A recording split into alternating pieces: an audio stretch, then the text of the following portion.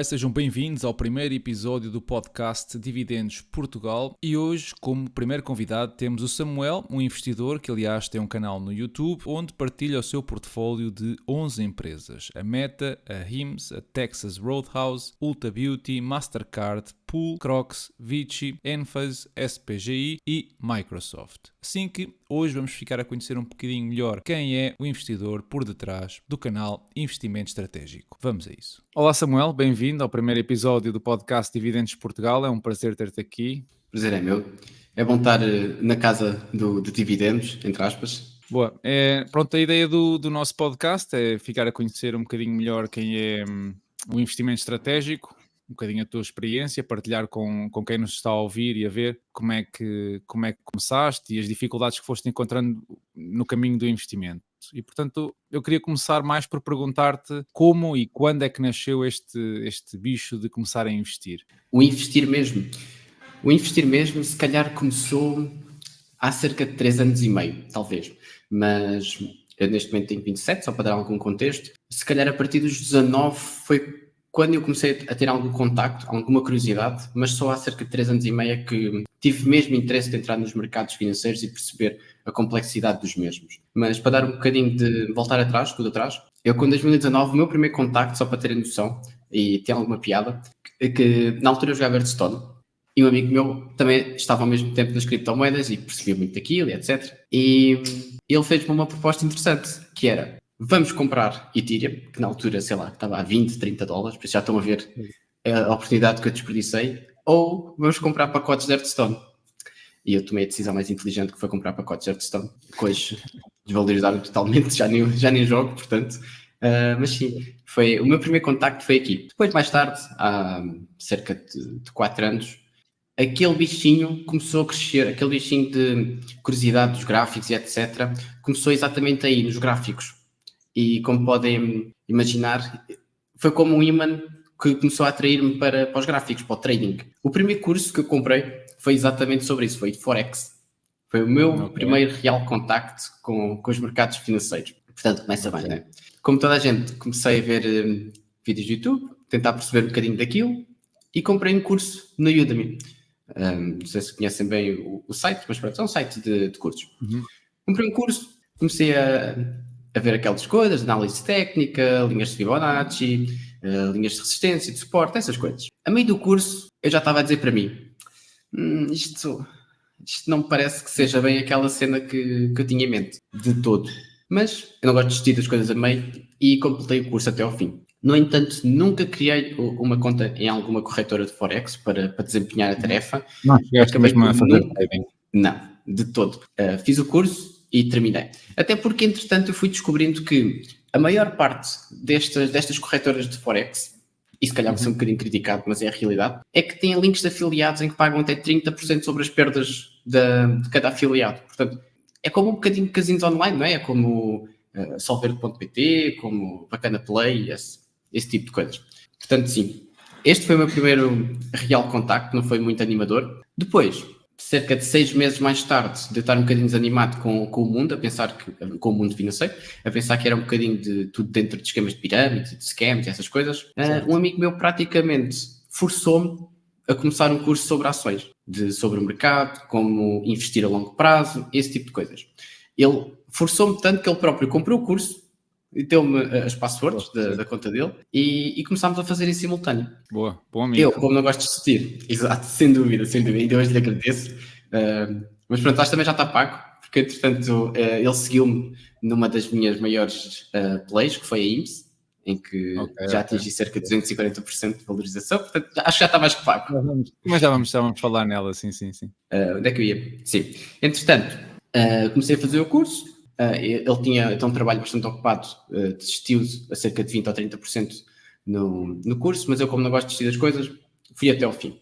E foi ali que eu percebi que realmente havia outra maneira de investir, uma maneira muito mais segura, uma maneira mais controlada, em que poderia também acompanhar um bocadinho de como é que está a macroeconomia, a geopolítica e essas coisas todas, e fazer decisões fundamentadas em decisões realmente palpáveis, não propriamente a olhar para gráficos com velas a 1 minuto e 30 segundos e sei lá mais o quê. Pronto. Foi realmente ali que começou a minha jornada financeira. Se eu tivesse que pôr um marco, foi ali. Foi há 3 anos e meio. Mas não foi um mar de rosas, de todo. Os meus primeiros, talvez 2 anos, foram muito duros e eu mostro a minha rentabilidade em praticamente todos os meus vídeos. Apanhaste a Até vou pandemia abrir também, aqui. não é? Apanhaste ali Sim, a aquela pandemia fase da foi... pandemia, ali uma fase um bocado complicada. Exato. Foi muito duro, porquê? Porque não só era um mar de desconhecimento brutal, porque eu sabia o básico, né? mesmo o básico. Como entrou a pandemia, entrou a inflação, tudo coisas que eu acho que ninguém está pronto, principalmente com pessoas com tão pouca experiência como eu tinha na altura. E isso vê-se dos números, né? Em 2021 eu já tinha perdido 14% de valorização do meu portfólio e em 2022 atingi mesmo os 28,5% de valorização negativa. Estava aqui a olhar para o gráfico, para não me enganar nos números. Este gráfico eu mostro em todos os meus vídeos e, portanto, mostra bem a dificuldade que foi no início. E tive pessoal perto de mim a dizer-me várias vezes, pá, se calhar não é a cena para ti, se calhar é melhor desistir, já estás a perder algum dinheiro, se calhar isso não dá. E a confiança foi tanta que eu conseguia dar a volta ao portfólio, que eu conseguia de facto ganhar dinheiro.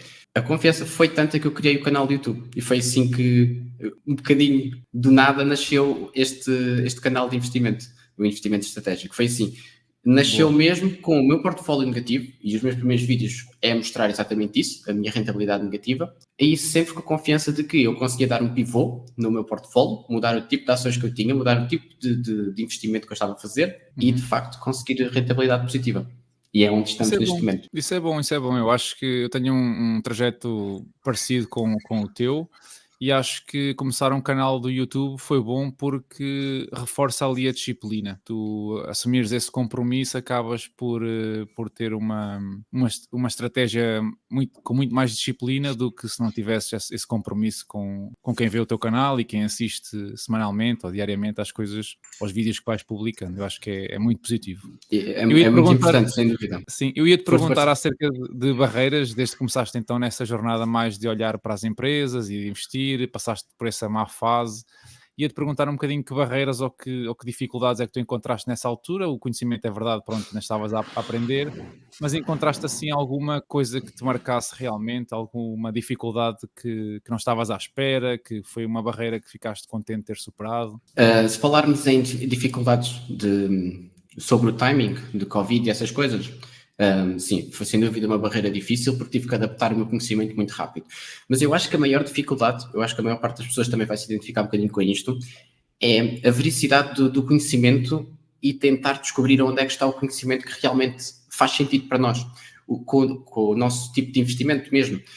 Eu não sei se tu te identificas um bocadinho com isto, mas para mim foi muito difícil de encontrar pessoas, tanto no YouTube como cursos, como livros, que realmente conectasse com a forma como eu queria investir. Ou então, vou dizer de outra forma, conhecimento que fosse realmente conhecimento prático, que fosse aplicável. Não sei se... Eu percebo o que estás a dizer.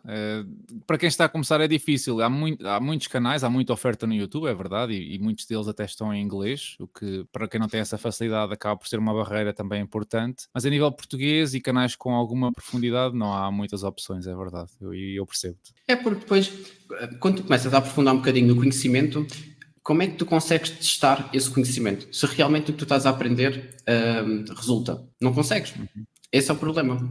Só a longo prazo. O problema da Bolsa de Valores, por assim dizer, é que demora tempo a perceber se estamos a fazer decisões corretas ou não. Não é instantâneo. Não é como dar uma tacada na bola de golfe e vemos a bola entrar no buraco. É um bocado por aí.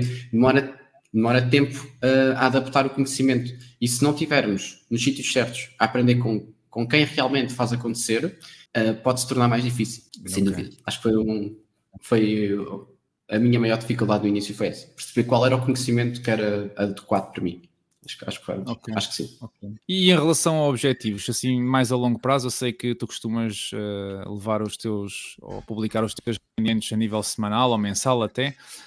Tu a nível assim de um objetivo mais alto nível tens alguma coisa definida ou todos os anos defines objetivos para o ano que vai chegar ou como é que tu lidas com esse tipo de Em termos de objetivos, eu acabo por não ter um intervalo de tempo definido, porque eu acho que vou ter ações até morrer.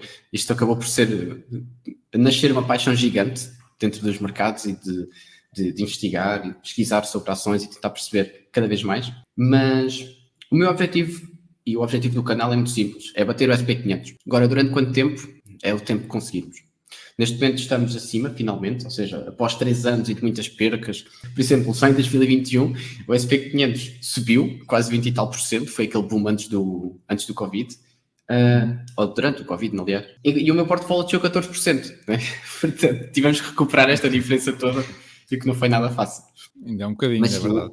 resumindo, é literalmente isso, é bater o SP500 o melhor e o mais consistente que eu consegui. E ainda bem que estás a conseguir para já, que é sempre sinal de que está a resultar e, portanto, que estás a seguir uma estratégia que até agora tem dado frutos, pelo menos, positivos.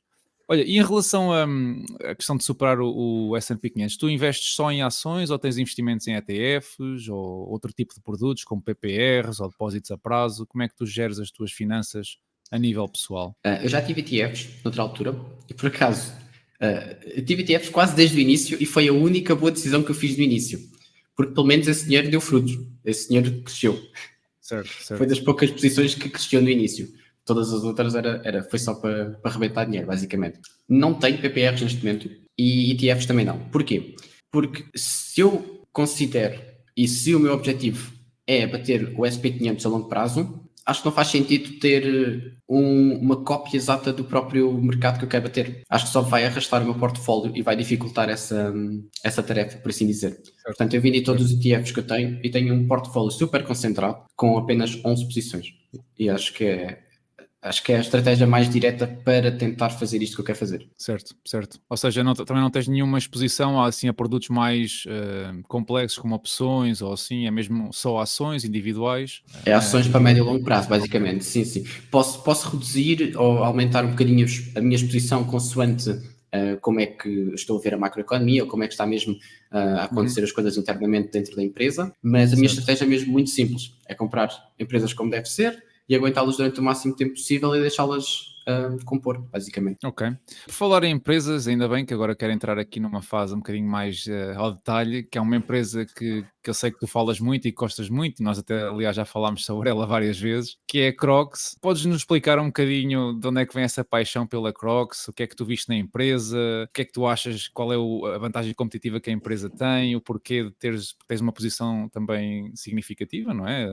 Com a empresa no teu portfólio. Dá-nos assim a conhecer um bocadinho a empresa agora, para quem não conhece. Por acaso, é curioso, eu dentro do teu próprio Discord sou muito conhecido pela posição Crocs, até costumo mandar fotografias e tudo quando encontro um par de Crocs na rua, mas acaba por ser uma posição que é relativamente pequena em relação às outras e nem sequer me deu aqueles grandes retornos como, por exemplo, a IMSS. A IMSS deu mais de 200% de retornos até agora, ou a própria Meta, que também foi outra posição que fez crescer o meu portfólio e fez-me recuperar esta rentabilidade toda que eu tinha negativa. Mas neste momento estamos 40% da Crocs. Voltando à Crocs, estamos a 40% positivo, o que não é nada mau, em cerca de ano e meio. E eu comecei a investir nela porque eu acho que as pessoas depositam que o seu moat, por assim dizer, a sua força, eu acho que as pessoas depositam no cesto errado. Na minha opinião pessoal, eu acho que a maior parte do pessoal tem uma ideia errada sobre qual é o real moat da empresa Crocs. Nas análises do Seeking Alpha e do Substack, etc., normalmente aparece muito o moat destacado como a fórmula química da borracha ou mesmo o formato, que são um formato bastante original. Mas eu acho que o moat não está aí, até porque é muito fácil de copiar, tanto uma coisa como a outra, e não levar com processos judiciais. Por exemplo, até o próprio Jumbo tem Crocs em exposição. Eu acho que o real moat dele é o trabalho que eles fazem na parte do marketing e a estratégia de parcerias com influencers. Eu acho que isto é que é realmente o moat e a força deles. Porque Crocs com o símbolo do KFC ou Crocs com o símbolo do McDonald's. Agora recentemente saiu o Crocs das Pringles, em que tu podes mesmo pôr um recipiente com batatas, mesmo nas botas. Portanto, sim, eu acho que este aqui é o real mode e elas não são propriamente baratas e vendem bastante, vendem mesmo muito. Por exemplo, eu até tenho aqui apontado alguns. Por exemplo, no terceiro trimestre de 2023 foram vendidas 27 milhões de pares de Crocs. Portanto, existe procura para este produto. Não, 27 milhões. Muitas unidades, a nível global, não é? Sim, a nível global, sim. Mas num trimestre, ou seja, dá quase 10 milhões por mês. Certo, certo, certo. São muitas sandálias ou muitos sapatos, como quiserem chamar. É verdade, é Exato. verdade. E em relação às outras empresas que tens no teu portfólio, tu falaste que tens 11 empresas, mais ou menos. Qual é o processo, ou guia-nos um bocadinho como é que é o processo de identificar empresas em que achas que faz sentido investir? Que estratégia é que tu usas? Para onde é que olhas? Que tipo de métricas? Esse tipo de coisas. Eu tive que desenvolver uma maneira de, em menos de 5, 10 minutos, perceber se quer analisar uma empresa ou não. Eu acho que a maior parte das pessoas Ok. identifica-se com isto. Porquê? Nós todos os dias aparece no nosso radar dezenas de empresas. E nós temos que conseguir rapidamente perceber o que é que, se queremos analisar a empresa mais a fundo ou não. Porque uma análise, Uhum. e tu sabes isto melhor do que ninguém, uma análise realmente profunda a uma empresa demora algum tempo, demora dias até, se for mesmo aprofundada. Por exemplo, no meu caso, que eu gosto de ouvir os earning calls das empresas todos os trimestres, ainda demora mais tempo, porque depois ouvir, tirar notas e essas coisas, demora sempre muito tempo. Então, a forma como eu faço para perceber em 5, 10 minutos se quer ou não avaliar uma empresa, analisar mais a fundo, é ir ao site Qualtry, e aqui vou fazer um bocado de publicidade ao Joseph Carlson, aquele youtuber. Acabo por pagar o Discord dele também por causa da plataforma do Qualtry. Porquê? Porque ele tem em gráficos, muito rapidamente, gráficos muito importantes, como o EBITDA, Free Cash Flow, Net Income, EPS, mostra também a quantidade de ações em circulação, se está a descer ou não, que é uma cena muito importante,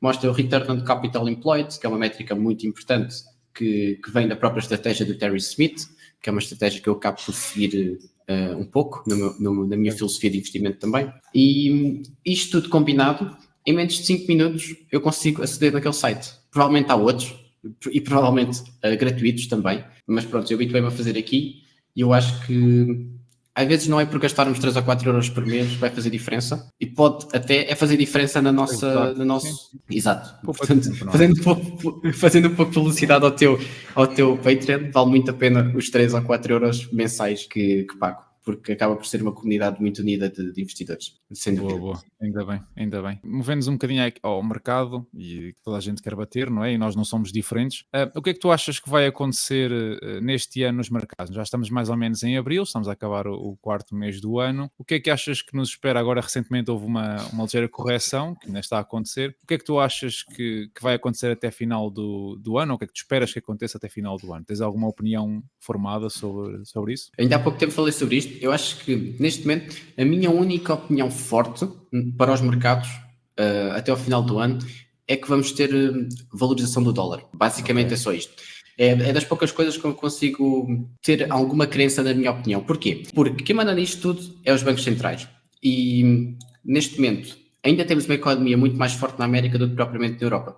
E eu acho que os cortes nas taxas de juros vão começar, se eu não estou equivocado, vão começar já em junho na Europa, e cada vez mais está a ser cada vez mais difícil para o Banco Central americano começar os cortes. Estamos a ver recentemente a inflação outra vez a querer subir, com os números todos quentes. Ainda há pouco tempo saiu o Core CPI, Retail Sales, esse tipo de métricas, veio tudo acima do esperado, o que torna o trabalho do Jerome Powell muito difícil. Ou seja, se o Banco Central Europeu começar a cortar primeiro, eu acho que o dólar vai ganhar força. Portanto, neste momento, eu continuo a ter os meus investimentos todos em dólares, e se puder trocar algum capital de euros para dólares, também o vou fazer, quando for oportuno, porque eu considero que o dólar vai ganhar força este ano. De resto, de acordo com a inflação, é óbvio que aquelas plays, principalmente no meu portfólio, que eu tenho algumas, por exemplo, como a Endphase, a própria Crocs, a Pulcorp, e se calhar um bocadinho a Ulta, que são um bocadinho mais sensíveis à inflação, essas vou ter que ter um bocadinho mais paciência, porque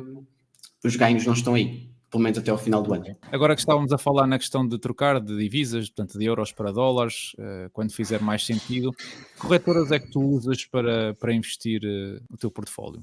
Eu apenas uso a 10 giro, o que acaba por ser um problema exatamente nesse campo de trocar euros para dólares, porque Uhum. aparentemente só posso fazer quando compro uma ação em dólares, mas eu ando à procura exatamente de fazer isso, de trocar euros para dólares, principalmente aqueles que estão parados dentro da corretora, nem que tenha trocado de corretora para o fazer, mas estou seriamente a ponderar isso. Pois a de giro tem uma limitação, não é? Aquilo acho que tem um limite mínimo de conversão, ou como é que funciona nesse caso? Eu nunca sequer procurei isso, portanto, eu não sei se eu consigo trocar direto, mas é uma das coisas que eu estou a explorar neste momento, sim. Não pergunto porque eu estou mais familiarizado com a Trading 212 e com a Interactive Brokers e é um bocadinho diferente. Porque tu aí na Interactive Brokers tens muita liberdade, pagas uma taxa, mas tens um bocadinho mais de liberdade do que na Trading 212. E em relação a criptomoedas, tu investes em cripto, agora estamos num bull run do Bitcoin, aliás, até no halving, que é hoje, dia 18 de Abril, ou espera-se que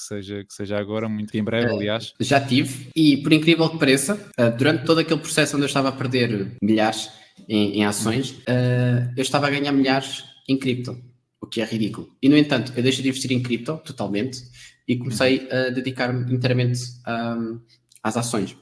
Durante todo aquele processo de 2021 e um bocadinho de 2022 também, houve várias moedas onde eu tinha algumas centenas que se tornaram em milhares de euros. Mas tipo, eu não sabia absolutamente nada do que é que estava a acontecer. Eu simplesmente pus lá o dinheiro, houve o bull run e aquilo cresceu tudo. Só isto. Hoje em dia, eu não tenho cripto porque eu não consigo analisar cripto. Eu sei que vou ser altamente criticado por isto, mas é uma escolha que eu faço. É não estar exposto a criptomoedas. Neste momento tenho só mesmo ações. A única que eu ainda ponderava investir era mesmo o Bitcoin e mesmo assim eu não percebo o suficiente. O desconhecimento não me deixa investir, por assim dizer. Uhum. Mas tu ponderas mudar essa tua estratégia de alocação, que hoje em dia é de 100% a ações, à medida que vais evoluindo e vamos envelhecendo, tu ponderas mudar isso no teu portfólio ou é algo que pretendes seguir religiosamente até... Por acaso é uma questão interessante. Existe aquela regra, eu não sei se conheces, que é dos 120 menos atividade. Ou seja, significa que deves alocar em ações 120 menos atividade em porcentagem. Ou seja, no meu caso seria 93% em ações neste momento. Acho que não faz muita diferença ter 7% ou não alocado em certificados de Forro, por exemplo. Mas sim, pondero, quanto mais para a frente for e quanto mais dinheiro estiver dentro da minha carteira de ações, pondero começar a investir em ETFs mais para a frente. Se calhar daqui a uma década ou algo deste género. Tu achas que, assim, de um ponto de vista mais a nível nacional, eu acho que é lógico para quem anda neste mundo das finanças e para quem se rodeia de pessoas que investem e assim, mas tu consideras que nós portugueses somos aversos ao risco de forma exagerada ou achas que é natural que exista essa aversão, dado aquilo que aconteceu nos últimos anos em Portugal? Qual é a tua opinião? Estamos a entrar num tema sensível. Estamos a entrar num tema sensível. Sim, acho que em Portugal existe uma grande aversão a risco, sem dúvida. No entanto, é contraditório, porque se calhar somos dos países onde gastamos mais dinheiro em raspadinhas, e tu próprio tens um vídeo espetacular sobre isso, um episódio espetacular. Investir, muito arriscado. Ir jogar ao casino, fixe. Tipo, em uma frase, é isto. E depois vemos coisas como, quando podemos ter a oportunidade de dar um bocadinho mais educação financeira às pessoas, o PS e o Bloco de Esquerda votam contra a educação financeira nas escolas. Eu acho que é um bocadinho contraditório e é muito triste a maior parte das pessoas nem sequer saber fazer um IRS ou perceber um bocadinho das regras do jogo. Porque é isso que acaba de acontecer. É isso que acaba por acontecer em Portugal. Nós estamos a jogar o jogo do capitalismo e estamos a jogar o jogo das nossas finanças pessoais e nós não sabemos as regras. E a maior parte das pessoas, a culpa nem sequer é delas. Está bem que se podiam interessar um bocadinho mais, etc. Mas se a pessoa nunca teve o estímulo, ou esteve sempre preocupada e focada na sua vida pessoal, em pagar as suas contas, o melhor que sabia e etc., a pessoa não teve tempo para aprender e evoluir. Portanto, eu acho que cabe a nós, Estado portugueses, de dar um bocadinho dessa educação às pessoas, para as pessoas poderem crescer financeiramente. E quando eu digo isto, não digo vamos começar todos a investir, vamos começar todos a comprar casas de forma a crescer o nosso património. Não é nada disso. É dar um bocadinho de informação às pessoas para sermos um bocadinho mais educados financeiramente. Perceber o que é o IRS, perceber o que é o IVA, perceber esse tipo de coisas. Não sei se me estou a fazer entender. Sim, eu percebo perfeitamente. Aliás, até acrescentava que há muito aquele... quando tu perguntas a alguém que não lida tanto com investimentos ou que não se sente tão à vontade e começas a falar em investimentos a 5 ou a 7 anos ou a 10 anos, as pessoas já começam a torcer o nariz porque a ideia de investir é investir para amanhã ter 100% de retorno. Portanto, tem que ser... Há muito esta cultura de dinheiro rápido, de retornos rápidos e também por causa disso é que proliferam depois nas redes sociais aquelas páginas de scam, não é? Aliciar-te para entrar em corretoras, investimentos que são um bocadinho duvidosos, pronto, depois isso acaba por chamar a atenção. Toda a gente quer retorno fácil e rápido e isso não existe, não é? Apostas desportivas, existem centenas de grupos desse género, por exemplo, com apostas esportivas, com tips, etc. Em que depois, ainda acrescento, em que depois tem os tais links de afiliados para casinos, onde vão ganhar 30% sobre as tuas perdas. Pois essa parte é... Mas arriscado é investir em ETFs Sim, mas acho que está a mudar um bocadinho também, não é? Agora é normal tu veres a publicidade nas corretoras na televisão. Há 6 anos atrás tu não vias nada disso. Tu hoje em dia é muito comum vês a Degir ou a XTB a fazerem publicidade, por exemplo, nos principais canais de televisão. Cada vez mais tu começas a ver pessoas, sobretudo jovens, que através do telemóvel conseguem investir, mas lá está, muitos estão naquele ponto em que tu e eu estávamos em 2019, ou até um bocadinho antes, estamos a dar os primeiros passos e as primeiras influências são muito importantes. Eu acho. Podem-te guiar por um caminho e tu foste um exemplo, e ainda bem que partilhaste a tua experiência, foste um exemplo desses, não é? Que se os primeiros contactos forem negativos, depois vais demorar um tempo até encarreirar outra vez. Sim, por exemplo, até deixo o exemplo de Robinhood, que foi uma das corretoras, se calhar, que mais cresceu na altura do Covid, quando havia muita impressão de dinheiro e andávamos a distribuir dinheiro por toda a gente nessa altura.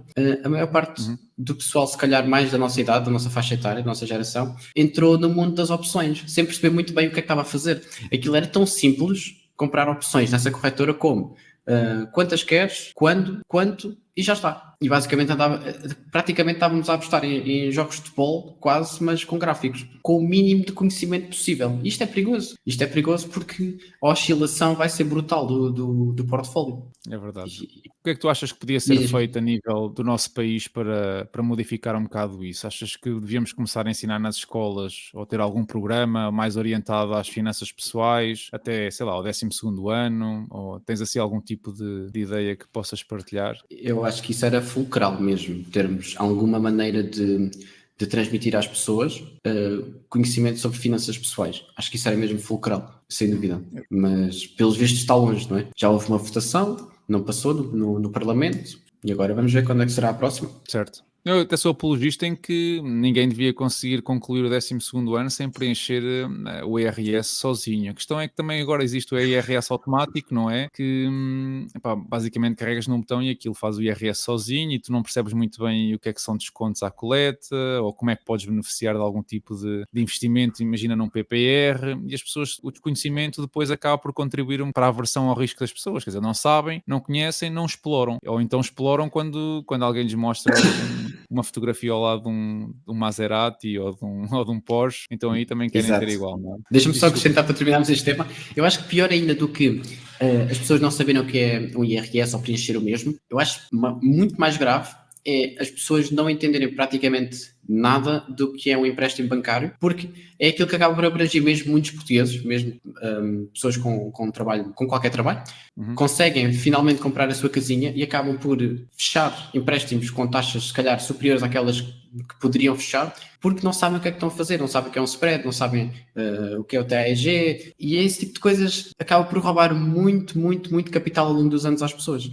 E as pessoas nunca conseguem sair da mesma situação que se encontram, não é? E quando se apercebem, se calhar também já é tarde, não é? Depois têm que transferir os créditos de um lado para o outro, depois têm que andar a renegociar com o banco, entretanto aquilo é taxa variável, a coisa complica um bocadinho. Normalmente esse sentimento de urgência só vem em alturas como esta. Temos a inflação a 2,6%, mas já esteve muito mais alta, e depois temos a taxa de Euribor a quase 4% a 6 meses. E é aí que as pessoas começam a sentir, então mas tu pagava 300 de casa, agora pago 700, o que é que aconteceu? Eu não consigo pagar 700. E é aqui que as pessoas vão à procura um bocadinho de decisões, mas às vezes nem sempre são as mais corretas. Transitando agora de forma suave, em relação ao YouTube, como é que tem sido a tua experiência? Tu falámos há bocadinho em que abriste um canal, em que isso te deu um bocadinho mais de disciplina no que toca ao investimento. Como é que tem sido a experiência com as redes sociais, com o YouTube? Como é que estás a viver isso? Eu acho que tem sido mesmo muito fixe em termos gerais. O feedback tem sido sempre positivo, praticamente. Só no início é que tive alguns comentários muito, muito negativos, mas era mais do que natural. Os vídeos estavam realmente muito maus e ainda bem, pelo menos esforcei-me e tentei transmitir um bocadinho melhor. Sou um canal pequenino, é verdade, mas não é uma coisa que me preocupe muito, porque eu defino-me como investidor primeiro, youtuber em segundo. Okay. E eu acho que isso é importante, porque investidor é realmente aquilo que eu gosto de fazer, é realmente a paixão e é realmente aquilo que me faz manter e pesquisar sobre ações todos os dias. O YouTube vem a seguir. Ok, mas tens algum tipo de objetivos em relação ao YouTube, ou encaras mesmo só como um hobby e, portanto, não estás muito preocupado se... Acaba por ser um hobby que se perde, entre aspas, ou que se gasta imenso tempo, sem dúvida. Claro que tenho ambições de continuar a crescer os subscritores, mas não ponho metas nem ponho objetivos muito difíceis de alcançar. Vou crescendo ao meu ritmo, quando posso tento ir fazer o máximo de vídeos que consigo por mês, que atualmente é praticamente 1 ou 2 só, infelizmente, porque temos outras coisas na nossa vida pessoal, mas é basicamente isso. Eu tento fazer o máximo que consigo. Infelizmente o tempo não permite mais. Ok, e fazes bem, que temos muita malta, inclusivamente na comunidade do Patreon, que te segue assiduamente e gostam dos vídeos que vais publicando. Aliás, nós partilhamos os teus vídeos lá e toda a gente gosta da análise que tu fazes. Onde é que as pessoas que te queiram seguir, onde é que elas te podem encontrar? No YouTube, já sabem, o canal Investimento Estratégico, mas tens mais algum outro local? Tenho Instagram. Okay. No Instagram eu acabo por partilhar, e isto é mais recente, acabo por ser um bocadinho mais ativo lá, nos stories principalmente, onde eu vou tentando dar o máximo de informação diariamente sobre macroeconomia, por exemplo agora a guerra de Israel, que está muito na berra e que mexeu muito nos mercados. Tento postar o máximo possível para ajudar as pessoas também. E tenho Twitter, que não sou muito ativo lá, mas também é mais um canal de partilha. Portanto, investimento estratégico no Instagram e _estratégico no Twitter. Não cabia investimento estratégico no Twitter, então teve que ser assim. Tá bem. Ok, e acho que ficamos por aqui hoje. Agradecer a tua presença. Não tenho assim mais nenhuma pergunta. Não sei se queres dar alguma recomendação ou se queres deixar alguma nota a quem nos segue, mas agradecer a tua presença e o teu comentário, a tua análise. Muito obrigado. Se tivesse de deixar um conselho para quem está a começar, era para nunca seguirem cegamente o pessoal na net, youtubers principalmente, ou seja, contra nós falo, mas eu acho que o pessoal nunca deve seguir cegamente e comprar só porque o youtuber comprou. A confiança não vai ser a mesma, a análise não vai ser a mesma, e quando o youtuber estiver a perder e manter-se na ação, a outra pessoa que comprou só porque copiou não vai ter essa determinação e não vai conseguir aguentar essas quedas e vai acabar por vender a perder, e às vezes é uma má decisão, sem dúvida. Por exemplo, eu dou o exemplo da IMSS, eu cheguei a dar a perder 50% na IMSS e agora estou a ganhar 200% ao final de quase 2 anos. Portanto, foi uma questão de paciência também, de estômago, por assim dizer. Aliás, o Peter Lynch diz isso mesmo, não é? Que é mais importante o estômago do que o cérebro quando estamos a investir nos mercados financeiros. Sem dúvida. Mas sim, ficamos por aqui. Agradeço imenso a oportunidade de vir aqui à Casa de Dividendos, entre aspas, novamente. Obrigado a ti, Samuel. Obrigado a ti. Uma experiência a repetir. Certo? Tá, obrigado. Obrigado, um abraço. Tá certo. Tchau, tchau. Abraço.